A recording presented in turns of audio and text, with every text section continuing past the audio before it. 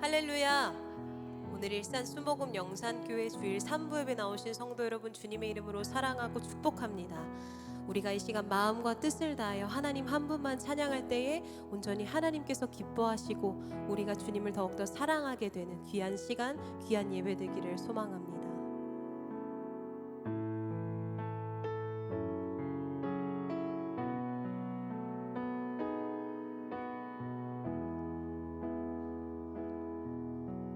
두 손 들고 찬양합니다. 두 손 들고 찬양합니다. 다시 오실 왕 여호와께 오직 주만이 나를 다스리네.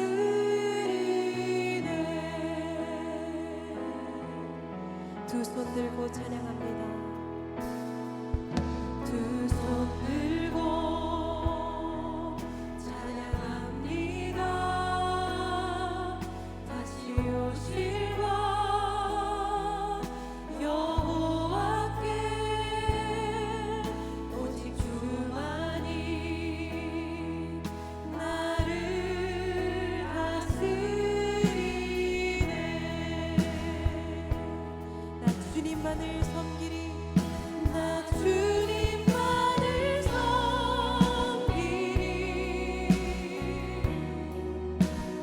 헛된 나를 버리고 성령이여 내 영혼 충만하게 하소서.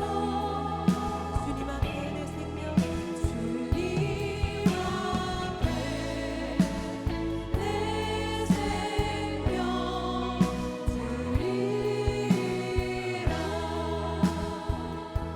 우리 왕 되신 주님 앞에 다시 한번 고백합니다. 두 손 들고 찬양합니다. 다시 오실 왕 여호와께 오직 주만이 나를 다스리네. 나 주님만을 섬기리. 나 주님만을 섬기리. 헛된 마음 버리고 성령이여 내 영혼 충만하게 하소서. 나 주님만을 섬기리. 나 주님만을 섬기리. 헛된 마음 버리고 헛된 마음 버리고 성령이여 내 영혼 충만하게 하소서. 주님 앞에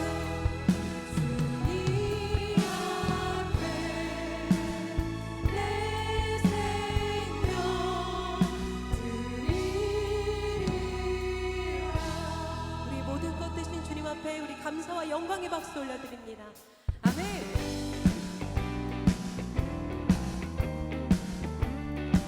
주님 약속하신 말씀 위에서, 주님 약속하신 말씀 위에서 영원토록 주를 찬송하리라. 소리 높여 주께 영광 돌리며 약속 믿고 굳게 서리라. 굳게 서리, 굳게 서리. 영원하신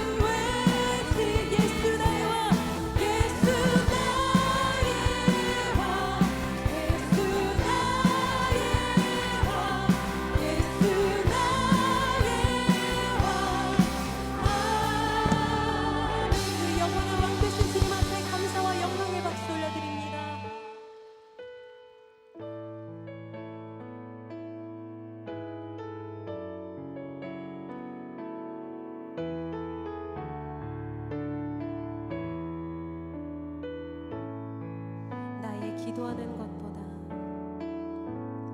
나의 기도하는 것보다 더욱 응답하실 하나님, 나의 생각하는 것보다 더욱 이루시는 하나님, 우리 가운데 역사하시 능력대로 우리들의 간구함을 넘치도록 능히 하실 주, 모든 영광과 존귀 찬양과 경배를 돌릴지어다. 모든 영광과 존귀 찬양과 경배를 돌릴지어다. 나의 기도하는 것보다 나의 기도하는 것보다 더욱 응답하실 하나님, 더욱 응답하실 하나님, 나의 생각하는 것보다 더욱 이루시는 하나님, 우리 가운데 역사하시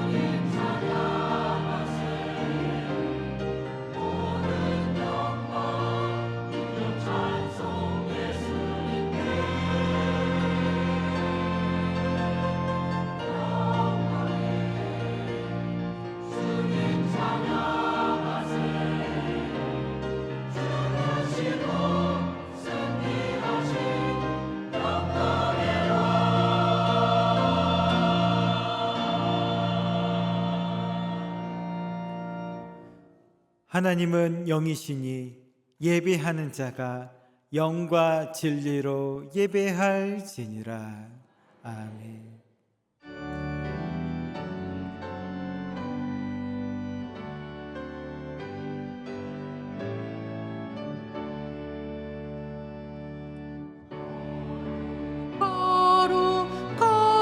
거룩 전능하신 주여 천지 만물 모두 주를 찬송합니다.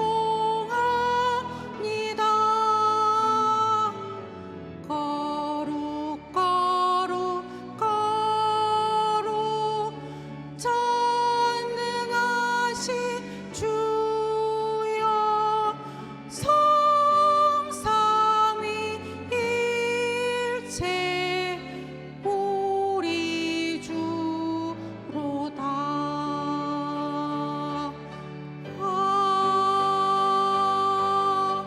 아멘.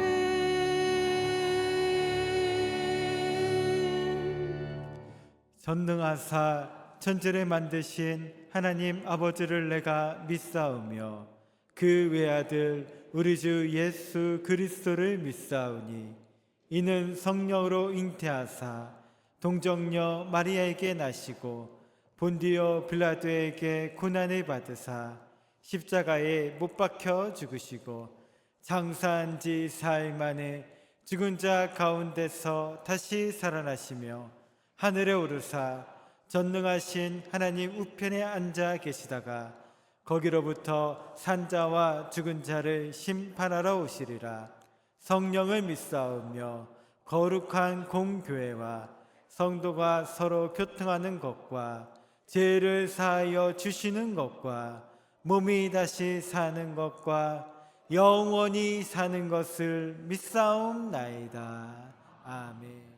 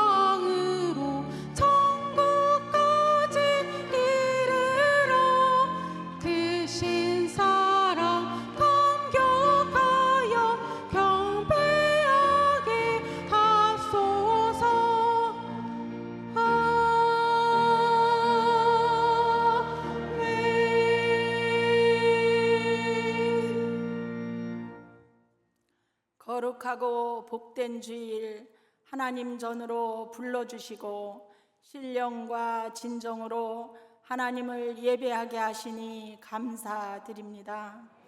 우리들의 심령을 날마다 성찰하여 살피게 하여 주옵소서. 정결한 삶을 살아가게 하여 주시옵소서. 이 나라 이 민족을 성령님의 보호하심으로 지켜주셔서 안보가 튼튼하게 하여 주시옵소서. 경제가 활성화되게 하여 주시옵소서. 남북이 복음으로 평화 통일을 이루게 하여 주시옵소서. 일산 순복음 영산교회 위에 모든 염려를 주께 맡기고 가장 좋고 합당한 때에 응답하시는 하나님으로 충만케 하여 주시옵소서. 영혼 사랑하는 마음으로 복음을 선포하며 전도하는 성도님들이 되게 하여 주시옵소서. 강신호 담임 목사님께 성령의 충만한 능력을 부어 주시옵소서. 주시는 말씀을 통하여 질병과 어려운 문제로 기도 가운데 있는 성도님들께 질병의 치료와 모든 문제가 해결되어지는 복된 말씀이 되게 하여 주시옵소서. 교육자님들께 삼중 축복을 내려 주시옵소서.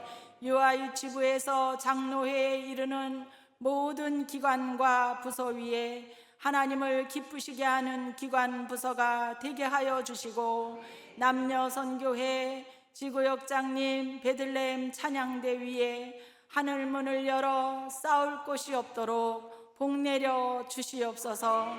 우리를 구원하신 예수님의 이름으로 기도드리옵나이다. 아멘.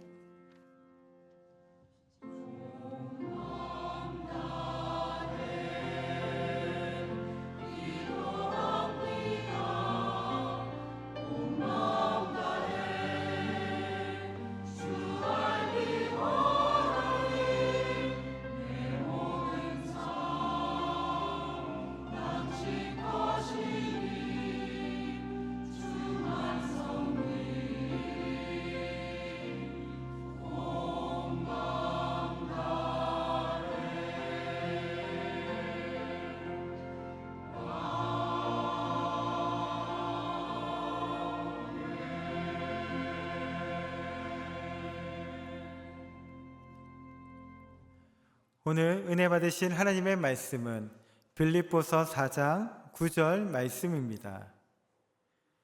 빌립보서 4장 9절 말씀을 다 같이 봉독하시겠습니다. 너희는 내게 배우고 받고 듣고 본 바를 행하라. 그리하면 평강의 하나님이 너희와 함께 계시리라. 아멘.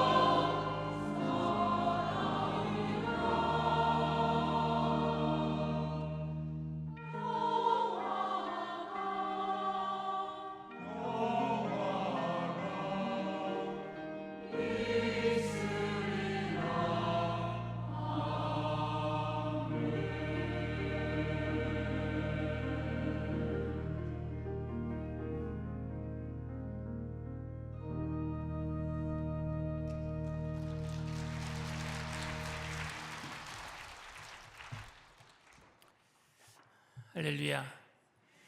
베들레헴 찬양대 은혜로운 성가에 감사를 드립니다. 전후 좌우에 계신 분들과 함께 인사하겠습니다. 예수님의 이름으로 사랑합니다.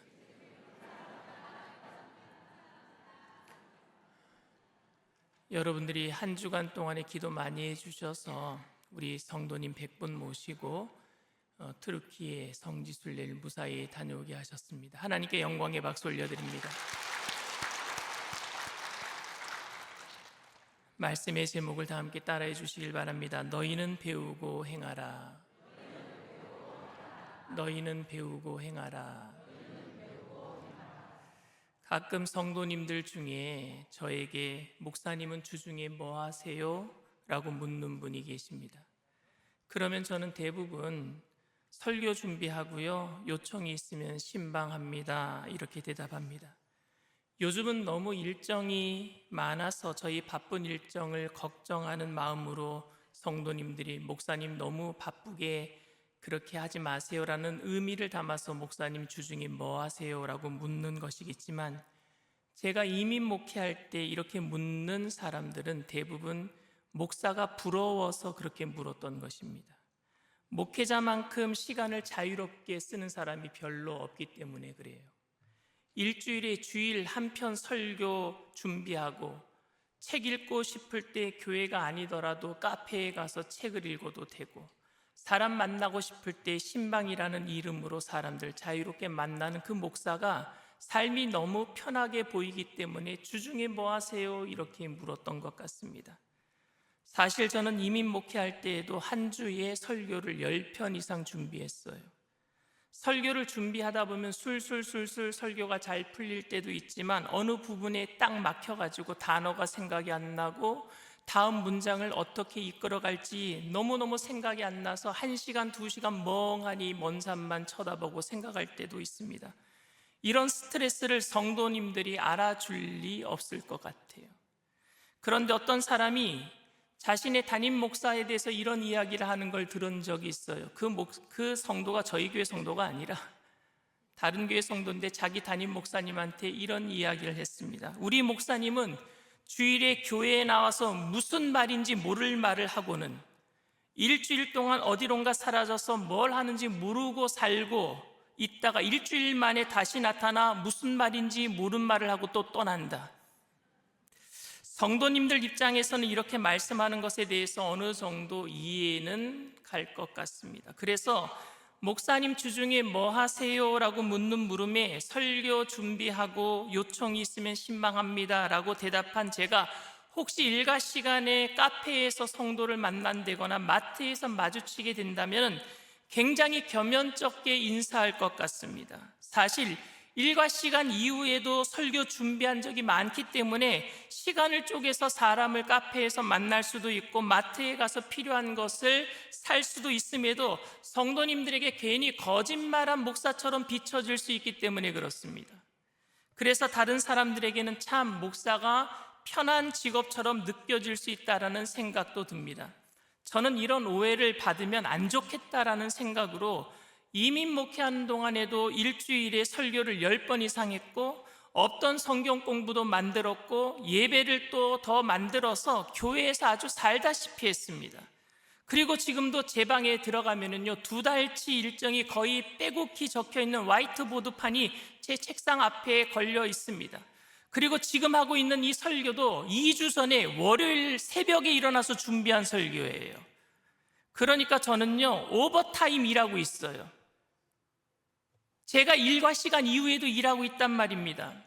2주 전 금요일에는 저녁 예배, 금요 철야 예배를 마친 이후에 청년들에게 연락이 왔어요. 목사님 볼링 치고 싶습니다. 그래서 11시 반에 볼링장에 가서 새벽 2시까지 쳤어요, 볼링을. 이 정도면 여러분 목사가 편한 직업은 아니라고 생각되겠지요.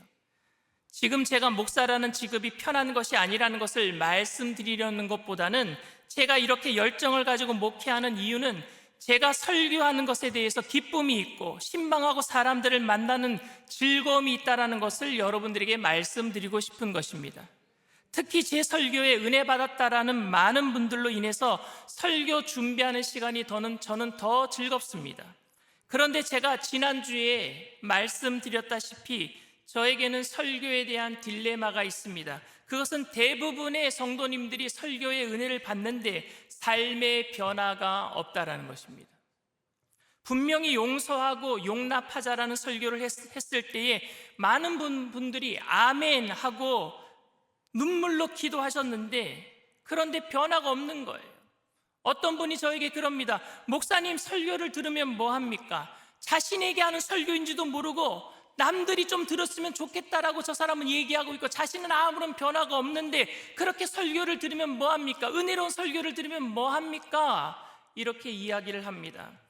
저에게 설교가 즐겁기도 하지만 어려운 것은 은혜 받은 설교를 했음에도 불구하고 설교가 무슨 소용이 있느냐라는 말 때문이기보다는 말씀대로 살아가기가 어렵기 때문입니다. 어떤 제자 교육을 잘하는 교회는 제자반에 들어가기 위해서 시험을 봐야 한다라고 합니다. 성경 공부반에 들어가기 위해서 시험을 봐야 한대요. 그리고 그 시험에서 떨어진 재수생, 삼수생까지 있다고 합니다.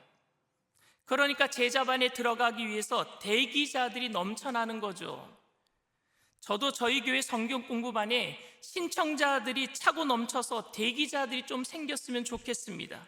하지만 그렇게 시험을 쳐서 들어가서 제자 교육을 받았음에도 변화가 되지 않는다면 무슨 소용이 있겠습니까? 철저하게 준비된 프로그램을 통해서 훈련을 받고 좋은 책들이 범람하는데 왜 사람들은 그대로일까요? 왜 변화되지 않을까요? 저는 지금 설교 무용론과 성경 공부가 필요 없다라는 말씀을 드리고 있는 것이 아닙니다. 저는 설교와 성경 공부가 얼마나 중요한지, 왜 필요한지를 알고 있고, 성도님들이 성경 공부와 설교를 통해서 쉽게 변화되지 않기 때문에 끊임없이 지속돼야 되는 그런 성화의 과정이 있어야 되는 것도 알고, 그 성화의 과정을 거치는 동안에도 사람들은 쉽게 변화되지 않기 때문에 낙심할 수밖에 없는 그런 상황과 환경이 있다는 것도 저는 잘 알고 있습니다. 그런데 교회가 혹시 설교와 이 배움의 결과와 목적에 대해서 너무 무관심하거나 너무 무기력한 것은 아닐까 하는 생각을 가지게 됩니다. 그래서 오늘 이것에 대해서 여러분들과 함께 좀 깊이 생각해 보았으면 좋겠습니다. 변화에는 반드시 배움이 있어야 하고, 믿음의 성장과 성숙을 위해서는 지식이 요구되는 것이니까, 변화는요, 배움이 없이는 변함이 있을 수가 없어요. 분명히 변화는 배움이 있어야 되는 겁니다. 하지만 배움이 실천을 대신하거나 공부가 변하지 않는 자신을 합리화시키는 업적이나 공로가 되어서는 안 된다는 말씀을 드리고 싶은 거예요. 제자 훈련을 했기 때문에 섬기는 것이 더 자연스러워져야 하는데, 제자 훈련을 했으니까 섬기는 일을 하지 않아도 된다라고 얘기하면 되겠습니까, 여러분? 제자 훈련을 통해서 제자들이 많이 배출되었는데 삶 속에서는 제자들이 보이지 않는다면, 교회 속에서는 이론과 삶의 이원화된 모습밖에 우리가 기대할 것이 무엇이 있겠습니까? 그렇게 해서 교인들이 교회에 더 열심을 내도록 하는 것이 과연 배움의 목적이겠습니까? 빌립보 교회는 바울에게 있어서 아주 특별한 교회였었습니다. 오늘 빌립보서를 읽었어요. 단지 마게도냐 환상을 보고 아시아로 가려고 했다가 유럽으로 건너간 유럽의 첫 지경인 빌립보에 세운 교회이기 때문에 특별한 것이 아니라, 빌립보 교회는요, 말씀을 삶으로 실천하려고 노력했던 교회이기 때문에 특별했단 말입니다. 말씀을 삶으로 실천하려고 했던 교회. 바울이 감옥에 갇혀 있을 때에 빌립보 성도들이 찾아와 주었어요. 위문해 주었어요. 그리고 없는 중에도 헌금을 걷어서, 그래서 감옥에다가 바울을 쓰도록 넣어줬어요. 이 사실 때문에 바울은요, 감격했습니다. 그래서 빌립보 교회를 칭찬했어요. 빌립보 교회를 칭찬한 것이 성경에 많이 나타나 있습니다. 특별히 바울을 너무너무 사랑한 그들의 애정에 대해서 감격했습니다.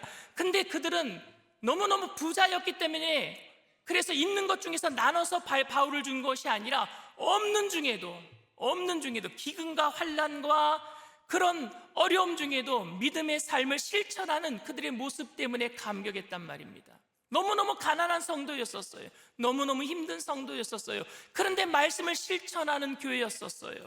그런데 그렇게 믿음으로 살려고 하는 빌립보 교회에도 문제가 있었나 봅니다. 그 문제는 특별히 분쟁이었어요. 성도들 간의 갈등과 싸움이었단 말입니다. 오늘 본문 말씀 직전에 빌립보서 4장을 시작하면서 그 분쟁에 언급된 사람들의 이름들이 기록되고 있습니다. 그 사람들을 향한 권면과 함께 온 교인들이 용납하고 화목하는 것을 당부하고 있습니다. 빌립보서 4장 1절에서 5절까지 말씀입니다. 그러므로 나의 사랑하는 사모하는 형제들, 나의 기쁨이요 면류관인 사랑하는 자들아, 이와 같이 주 안에 서라. 내가 유오디아를 권하고 순두개를 권하노니 주 안에서 같은 마음을 품으라. 또 참으로 나와 멍에를 같이 한 내게 구하노니 복음에 나와 함께 힘쓰던 저 여인들을 돕고 또한 글레멘드와 그 외에 나의 동역자들을 도우라. 그 이름들이 생명책에 있느니라. 주 안에서 항상 기뻐하라. 내가 다시 말하노니 기뻐하라. 너희 관용을 모든 사람에게 알게 하라. 주께서 가까우시느니라. 아멘. 유집사랑 순집사랑 싸운 것 같아요. 유오디아랑 순두개랑 싸운 거예요. 이 두 여인이 갈등을 일으켰어요. 저는 사람들이 하나님의 말씀을 실천하기 가장 힘든 때가 바로 이런 분쟁의 때라고 생각합니다. 이때 자기의 권리를 포기하고 마땅치 못한 사람들을 용납하는 일은 자기 중심적이고 자기 입장만 생각하고 자기 말만 옳다라고 하는 인간의 본성상 너무 힘든 일이란 말입니다. 아주 신사적이고 온화하던 사람도 분쟁에 휘말리면은요 과격해지고 독선적인 말을 하게 되고, 아주 헌신적인 사람도 분쟁에 휘말리게 되면은요 비상식적인 일을 하게 됩니다. 저도 여러분 거룩하게 보이죠? 말을 굉장히 온화하게 잘하는 것 같죠? 분쟁에 휘말리면은요 저도 입에서 이상한 소리 나갈 수도 있단 말입니다. 이런 상황을 염두에 두고 사도 바울은 빌립보 교인들에게 빌립보서 4장 6절 7절에 이렇게 얘기합니다. 아무것도 염려하지 말고 다만 모든 일에 기도와 간구로 너희 구할 것을 감사함으로 하나님께 아뢰라. 그리하면 모든 지각에 뛰어난 하나님의 평강이 그리스도 예수 안에서 너희 마음과 생각을 지키시리라. 사도 바울은요 분쟁의 때에 아무것도 염려하지 말고 오히려 기도하고 간구하래요. 그리고 너희 관용을 모든 사람들에게 보이라 라고 얘기를 하고 있습니다. 그러면은 하나님의 생각이 마음과 우리의 생각을 지킨다라고 얘기를 합니다. 그리고 연이어서 오늘 본문 말씀이에요. 빌립보서 4장 9절 말씀입니다. 너희는 내게 배우고 받고 듣고 본 바를 행하라. 그리하면 평강의 하나님이 너희와 함께 계시리라. 빌립보 교회의 특수한 상황에서 바울이 한 말씀이기는 하지만 저는 특별히 분쟁의 상황에서 이 말씀을 좀 더 진지하게 생각해 보게 되기를 바랍니다. 지금 바울은 자기가 얼마나 훌륭한 신앙인인가를 자랑하기 위해서 나를 좀 배워라 라고 말하는 것은 아니에요. 너희는 내게 배우고 받고 듣고 본 바를 행하라 라는 이야기는 내가 얼마나 훌륭한 믿음 생활을 하고 있고 너희들은 내가 너희에게 본이 되기 때문에 너희는 나의 모습을 보면서 배우기만 하면 된다라고 이야기하고 있는 것이 아니란 말입니다. 바울이 완전한 사람이 아니기 때문에 그의 모습에서 배워야 한다라는 의미가 아니라 바울이 훌륭한 사람이기 때문에 바울만 따라하면 된다는 말이 아닙니다. 바울은 내게서 배우라라고 말할 수 있는 가장 확실할 수 있었던 바울이 가지고 있었던 것이 있었어요. 한 가지, 자기가 자신하고 확신할 수 있었던 것, 내게 배워라라고 말할 수 있었던 단 한 가지가 뭐냐면요 그가 예수님을 정말 사랑했다라는 거예요. 복음을 너무너무 사랑했다라는 거예요. 복음의 열정이 있었어요. 이번에 성도님들과 100분의 성도님들과 트르키의 땅을 성지순례하면서 바울이 간 길을 걸었어요. 저희가 바울이 넘은 산을 우리가 넘었어요. 그 산맥이 여러분 타우루스 산맥이라는 곳인데 해발 3,000m 고지예요. 근데 거기를 바울이 몇 번을 넘었어요. 왜냐? 복음 때문에 넘어간 거예요. 복음의 열정 때문에. 그 산은요 늘 눈이 내린 산이에요. 추워요. 여름에도 추워요. 강도가 있어요. 로마의 장군들이 그 산맥이 있는 도적대를 소탕하려고 해도 소탕하지 못한 곳이었어요. 그 정도로 험산 줄령입니다. 그런데 거기를 사도 바울이 넘어간 거예요. 왜? 무엇 때문에? 복음 때문에요. 예수님 사랑 때문에. 너희는 내게서 배우라는 말의 의미는 내가 모든 것을 잘하고 있으니까 내가 하는 대로만 하면 된다라는 이야기를 하고 있는 것이 아니라 너희도 나처럼 복음의 목숨을 걸라라는 말입니다. 복음의 목숨을 걸어라. 그리고 그 복음의 은혜를 한번 생각해 보라는 말이에요. 주님이 우리를 얼마나 사랑하셨는지 그 복음의 은혜를 생각해 봐라. 바울은 복음을 전하기만 한 사람이 아니라 정말 복음대로 살려고 노력했던 그 간절한 마음이 있었던 사람이고 그 열정 때문에 행동했던 사람입니다. 죽을 수밖에 없던 죄인을 무조건 사랑하셔서 당신의 사랑하는 아들을 우리에게 보내주셔서 구원하신 그 사랑 앞에서 예수 그리스도의 은혜로 살아간다라고 고백하는 사람들이 바로 우리 크리스찬인 줄 믿습니다. 그런데 우리는 모일 때마다 그 사랑을 말하고 그 은혜를 감사하고 모일 때마다 예수 그리스도의 이름을 찬양하는 그 사람들이 다른 사람들을 용납하고 사랑하지 못한단 말입니다. 그 사랑을 받았으면서 그 사랑을 말하면서 그 사랑을 행하지 못한단 말입니다. 어떤 사람들을 향해서 그 사람은 받을 사랑, 그 사람은 사랑받을 자격이 없는 사람이다 라고 말하기도 합니다. 저 사람은 절대 나와 함께 예배 드릴 수 없는 사람입니다. 저 사람이 교회 나오면 나는 교회 안 나오겠습니다. 용서하는 것이 너무 억울해서 밤새도록 잠을 설치고 얼굴을 볼 때마다 하나님 저 사람을 용서할 수 있게 해주세요 라고 간절하게 처절하게 기도하는 모습은 충분히 이해할 수 있는데 사랑받을 만한 가치 없는 인간이라고 평생 상종하지 못할 것처럼 마음문을 닫아버렸다면 이건 모순 아닙니까 여러분? 용서할 수 없는 것이 여러분들의 능력의 부재라고 생각합니까? 내게 사랑의 능력이 없기 때문이에요? 말씀대로 은혜 받은 대로 사랑하고 싶은데 얼굴만 보면 힘들어지고 멀리하게 되는 것은 우리에게 사랑의 능력이 없기 때문입니까? 영원한 하나님의 나라를 소망하면서 천국에 속한 사람들이라고 하면서 여전히 탐욕스럽고 여전히 향락적인 우리의 모습이 그렇게 살고 싶지 않지만 허물과 죄로 자꾸 넘어지는 것은 여러분 능력의 부재라고 생각하십니까? 능력의 부재라면 우리는 더욱더 주님의 은혜를 찾아야 하고 더욱더 예배를 드려야 하고 더욱더 성령의 능력으로 일어서야 할 것입니다. 그런데 만일 능력의 부재가 아니라 내 의지의 부재라면 어떻습니까?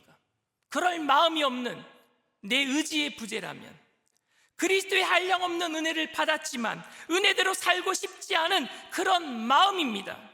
설교를 통해서 많이 배웠고 성경 공부를 통해서 지식적으로 많이 알고 있지만 실천하는 것이 부담스러워서 그냥 배움과 들음으로 대신하려고 하는 마음 말입니다. 나는 들었으니까, 나는 배웠으니까, 나는 예배 드렸으니까 실천하지 않아도 돼. 그럴 마음이 없는 거예요. 많이 들은 것 때문에. 배울 마음, 들을 마음은 있는데 실천한 마음은 없어요.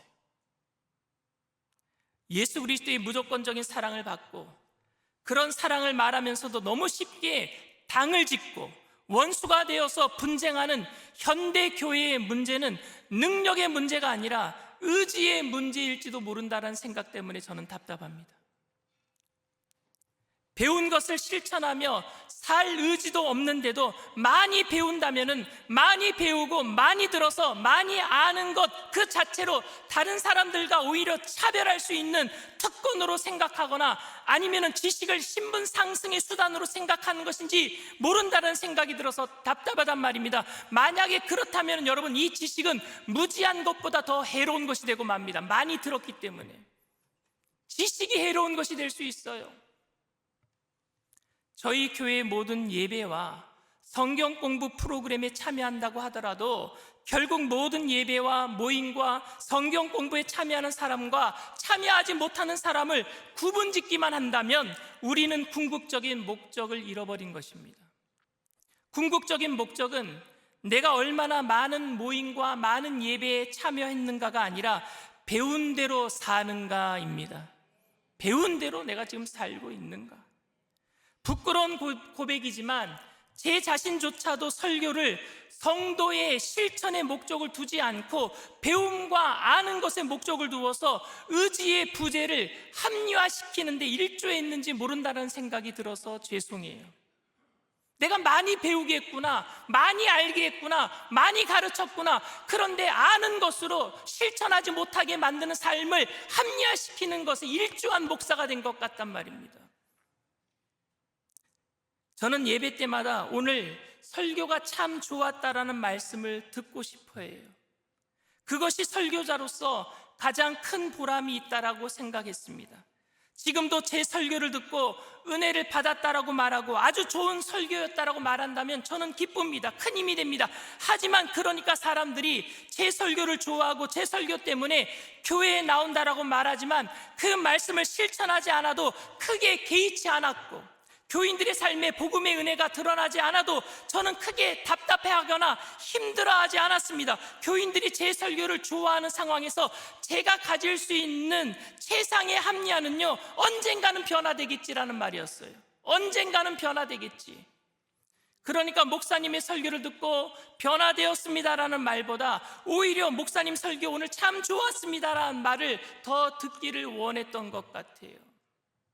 언젠가는 변화되겠지는 저의 합리화예요.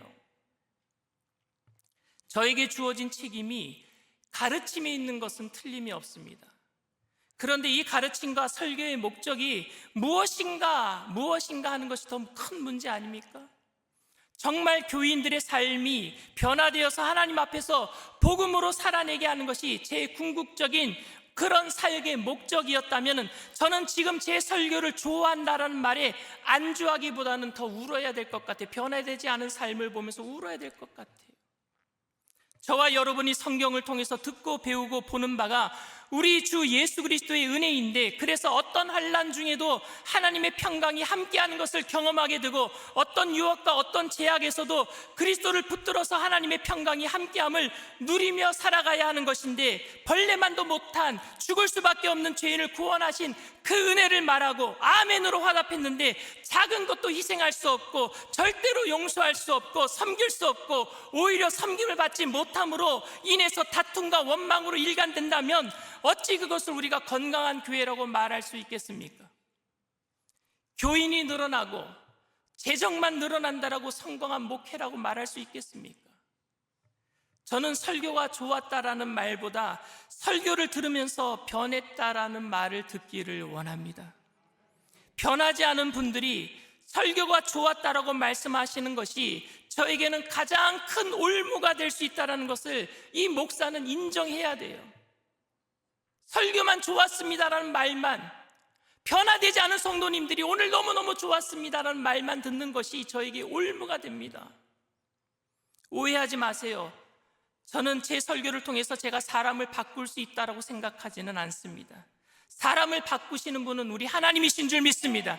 하나님만이 바꾸실 수 있어요. 하지만 제가 바꿀 수는 없지만 제가 사역하고 있는 저의 사역의 궁극적인 목적이 무엇이냐 말하면 제 마음속에서는 성도님들이 제 설교를 좋아하도록 위해서가 아니라 우리 교인들이 설교를 듣고 말씀 안에서 진리 안에서 참 자유를 누리고 실천하는 것이란 말입니다. 제가 그 고백을 붙들고 사역을 했다면은 이 사역의 현장에서 제가 기뻐하는 순간보다는 울어야 할 순간들이 더 많아야 할 것입니다. 변화되지 않은 성도들을 향해서 예수님께서 예루살렘을 향해서 울으라고 얘기했던 것처럼 울어야 될 상황이 더 많아야 될 것 같아요. 사랑하는 성도 여러분, 저는 여러분들에게 더 많은 것을 가르치기 위해서 모임을 늘릴 것이고 예배를 늘려갈 거예요. 제가 지금 기도하면서 준비하고 있는 것이 있어요. 그것이 주일 저녁 예배입니다. 어느 순간 제가 주일 저녁 예배를 만들고 여러분들에게 나오라고 할 거예요. 그런데 여러분, 그 모임과 예배에 최선을 다해 주시길 바랍니다. 그러나 그 모임과 예배 때문에 배움 자체를 목적으로 하지 마시고, 내가 저녁 예배 참석했다, 주일 예배 참석했다, 수요 예배 참석했다, 금요 예배 참석했다, 새벽 예배 참석했다, 그것으로 만족하지 마시고 한 가지라도 실천의 목적을 두게 되기를 바랍니다. 주님의 그 은혜 때문에. 왜냐하면 우리의 문제는 능력의 문제가 아니라 의지의 문제이고, 우리의 문제는 지식의 문제가 아니라 실천의 문제이기 때문입니다.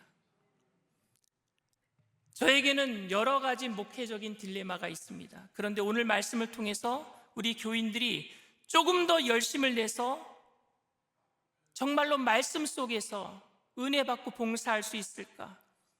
그래서 건강한 교회가 될 수 있을까라는 마음과 그 모든 사역의 궁극적인 목적 역시 단순히 교회 부흥이 아니라 여러분들에게 주어진 삶과 환경에서 복음으로 살아내야 되겠다라는 마음입니다.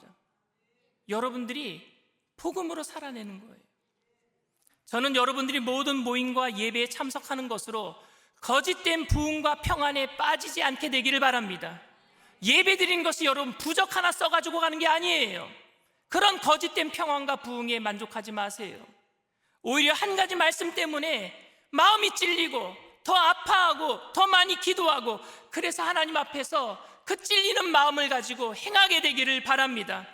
눈물 없이 자꾸 눈에 보이는 것들로 성공을 말하고 거기에 자꾸 안주하려는 거짓된 평안을 내려놓고 실천하기 위해서 아프지만 갈등의 상황에서, 분쟁의 상황에서 그들보다 내가 더 잘난 것이 많지만 그들에게 양보하고 이해하고, 원수가 오른밤을 때리면 왼밤까지 돌려대고, 겉옷을 달라면 속옷까지 내어주고, 오리를 가자면 심리까지 가줄 수 있는, 실천하기 위해서 몸부림치는 저와 여러분들 다 되시기를 주님의 이름으로 축원을 드립니다.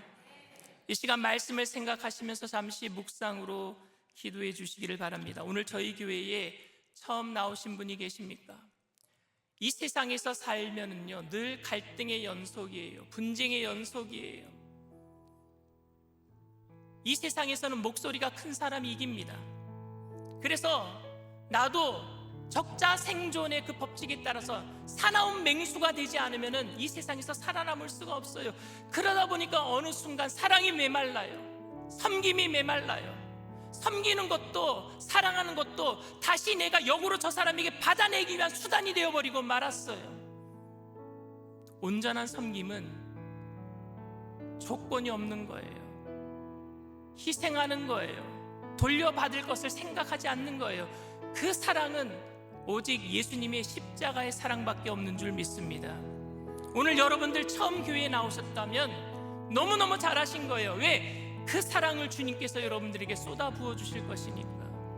그 은혜를 체험하게 될 때에 우리 또한 그런 사랑을 실천할 수 있는 사람으로 변화되게 될 줄 믿습니다.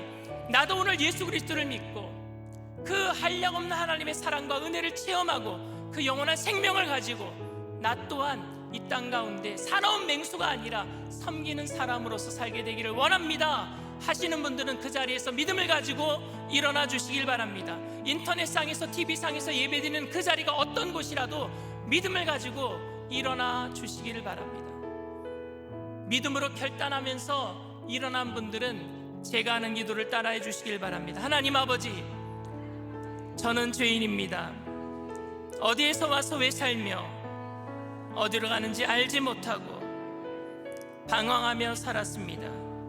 저의 죄를 위하여 십자가에서 죽으시고 부활하신 예수님을 제 구주로 모셔드립니다. 저는 하나님의 자녀가 되었습니다.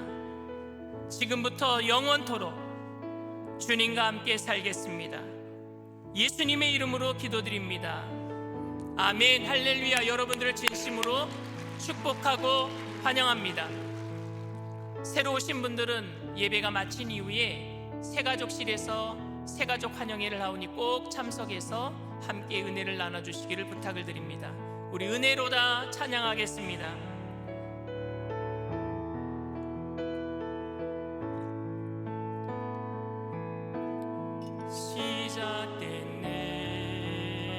시작됐네.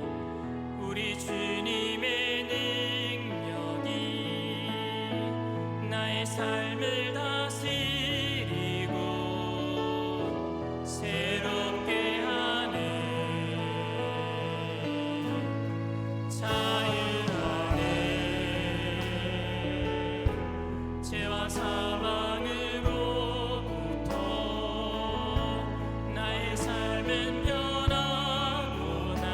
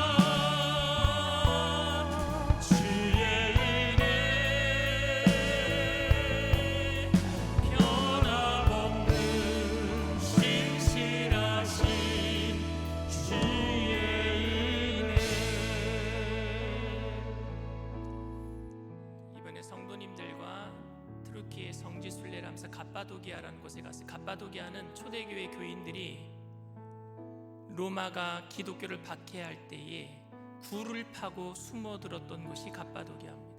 거기에 수천 개의 굴이 있어요. 사람들이 토굴에 유기했다라는 것은 뭐냐? 거기에 숨어서 지낸 거예요. 히브리서 11장에 보면은 이런 사람들은 세상이 감당하지 못하느니라. 그 사람들이 누구냐? 토굴에 유리하고 동굴에 유리하고 광야에 유리했던 사람들이 그 토굴을 파고 수천 개의 토굴 속에서 사람들이 살았어요. 그런데 거기에 특별한 토굴이 있습니다. 그게 365개가 발견됐는데 그 토굴이 뭐냐? 교회로 지어진 토굴이에요. 그 토굴 중에 365개가 교회예요. 왜? 365일 동안 말씀을 의지하겠다라는 거예요. 잊어버리지 않겠다는 거예요. 1년 365일 동안 그 은혜를 잊어버리지 않겠다라고 교회를 365개를 만들었어요. 토굴을 지었는데 그 안에 천정의 벽화가 있습니다.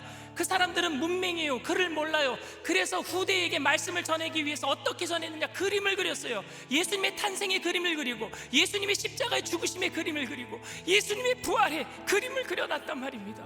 왜? 은혜를 잊어버리지 말자고. 은혜 잊어버리지 말자고. 그리고 그 은혜가 그들을 행동하게 했어요. 죽음을 불사하게 했어요.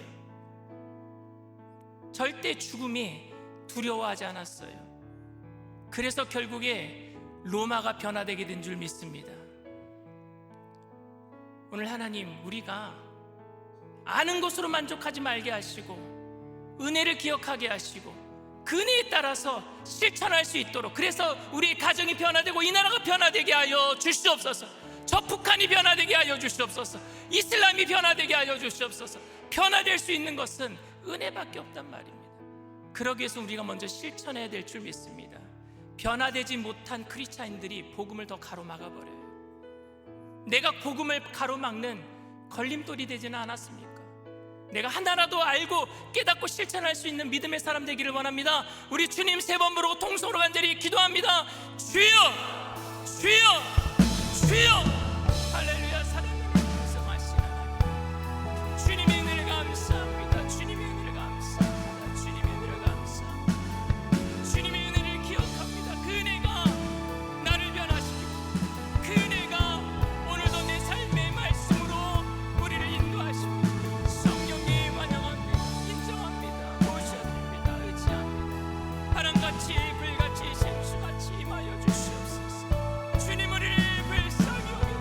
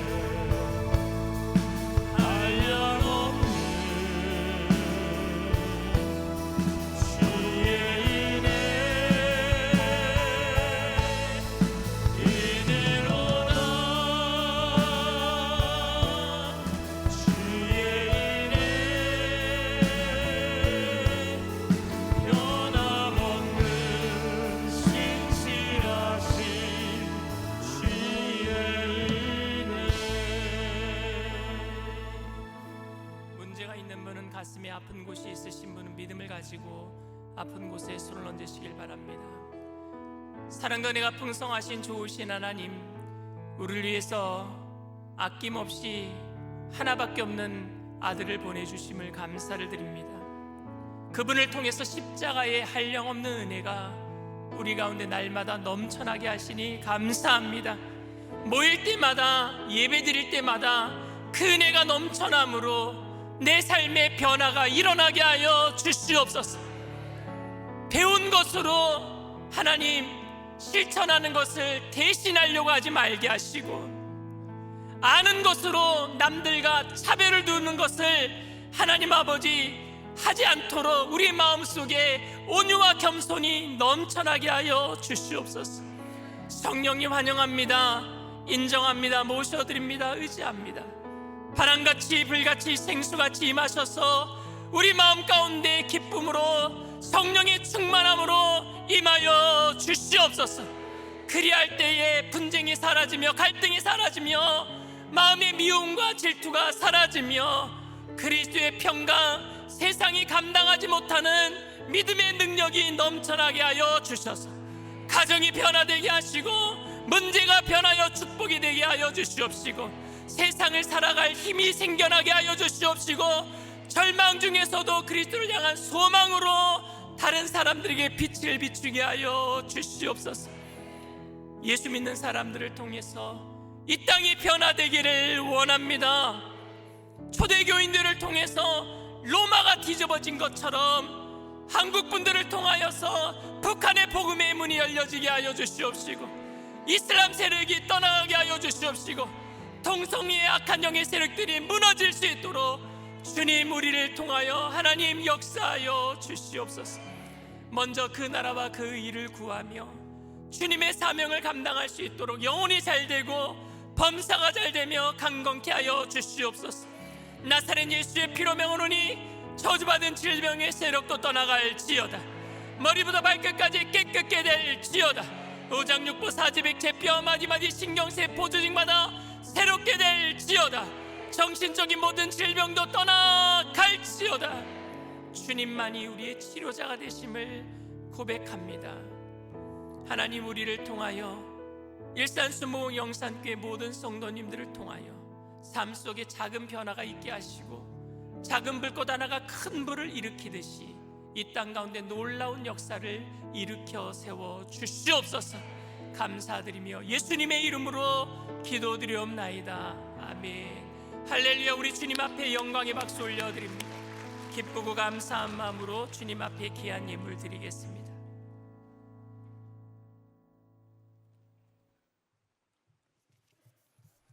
은혜와 사랑이 많으신 아버지 하나님, 오늘도 거룩한 주일 10월 셋째 주 3부 예배로 불러주시어 은혜 받게 하시니 감사합니다. 오늘도 단위에 세우신 우리 강신호 담임 목사님을 말씀을 통해서 너희는 배우고 행하라는 귀한 말씀으로 은혜 받게 하시오니 더욱 감사드립니다. 오늘도 말씀에 감사하여 정성껏 예물 드리기를 원하오니 기쁘고 감사한 마음으로 들을 수 있도록 우리의 손길을 인도하여 주시옵소서. 예수님의 이름으로 감사하고 기도합나이다. 아멘.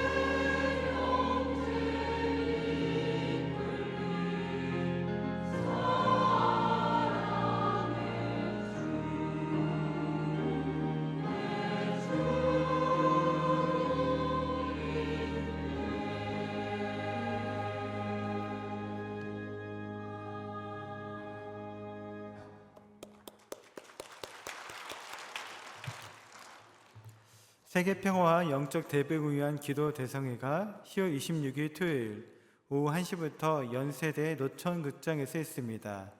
교회에서의 버스 출발은 오전 11시 30분입니다. 선교연합회 주간 바자회가 10월 20일과 27일 주일에 교회 1층 입구에서 있습니다. 선교연합회에서 매주 의류 판매 및 미용을 실시합니다. 성도님들의 많은 이용을 부탁드립니다. 찬양대 보수교육이 10월 27일 주일 오후 1시에 실로암 식당에서 있습니다. 전교인 사진 찍기 프로젝트가 연말까지 진행되오니 교구실에 오셔서 꼭 촬영해 주시기 바랍니다.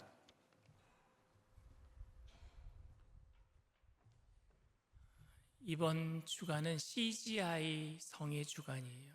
CGI가 뭐냐면 처치 그로스 인터내셔널이라고 하는 천국 가신 조윤기 목사님께서 우리 교회만 부흥하는 것이 아니라 전 세계 교회 부흥을 위해서 만들어 놓으신 조직이고, 그것 때문에 전 세계에서 조윤기 목사님의 영향을 받은 많은 교회들이 함께 성장하고 있는데, 그 성장한 교회들이 매년마다 들어와서 행사를 하는 것이 CGI 성회입니다. 그래서 수천 명의 목회자와 성도들이 들어오고, 저희 교회에도 이번 주 금요일 성령대망회가 외국 목사님이 오셔서 설교를 하시고, 다음 주 주일 3부 예배 때도 그 CGI 성회 때 오신 목사님이 설교를 해주십니다. 그래서 많은 분들이 오셔서 함께 은혜를 나눠주시길 부탁을 드리고, 특별히 이번 주 돌아오는 토요일은요, 그 CGI 성회에서 기도회를 같이 합니다. 나라와 민족을 위해서 연세대학교 노천극장에 모여서 함께 기도를 하는데, 저희 교회에서도 버스를 출발하지만 버스에 타지 못하는 분들은 일반 대중교통을 이용하셔서 연세대학교 신촌역 앞에 내리셔서 함께 오셔서 함께 기도해 주시기를 부탁을 드립니다. 주님 앞에 귀한 예물 드립니다. 사랑과 은혜가 풍성하신 좋으신 하나님, 주님의 은혜를 감사를 드립니다.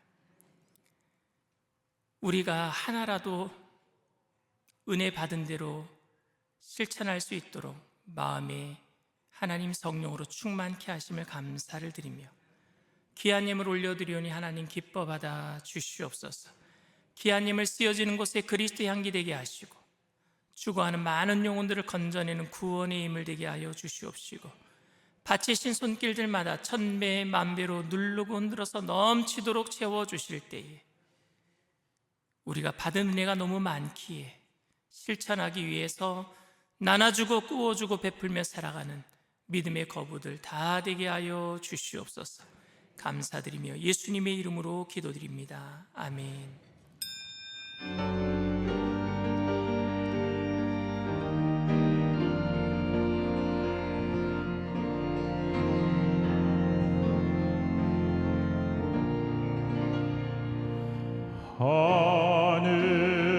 하늘에 계신 아버지, 이름 거룩하사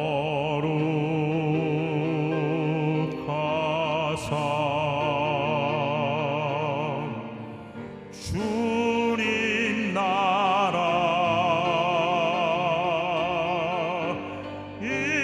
임하시고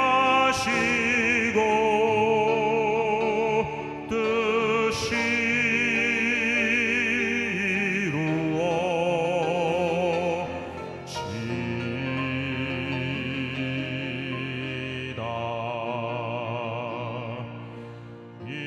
일용할 약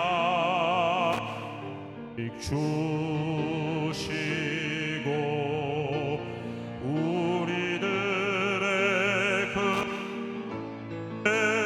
다 용서하옵시고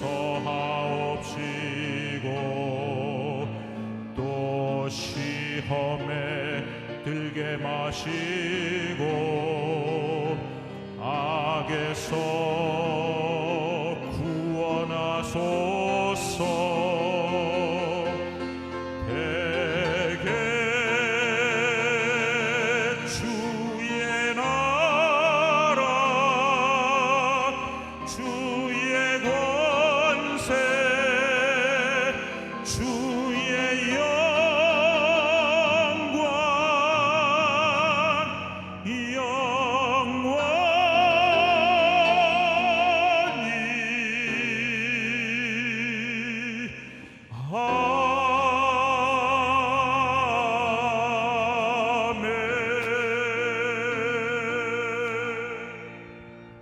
지금은 우리 주 예수 그리스도의 무한하신 은혜와 아버지 하나님의 영원하신 극진하신 사랑하심과 보혜사 성령님 내주교통 충만하시고 위로하시는 축복이 주님의 은혜를 기억하면서 나의 의지 없음을 회개하고 성령의 능력으로 결단하며 믿음으로 행하기로 작정하는 귀한 백성들, 개인, 가정, 사업, 직장, 자녀, 학업생활, 범사 전체 위에 지금으로부터 영원토록 함께 하실지어다. 아멘.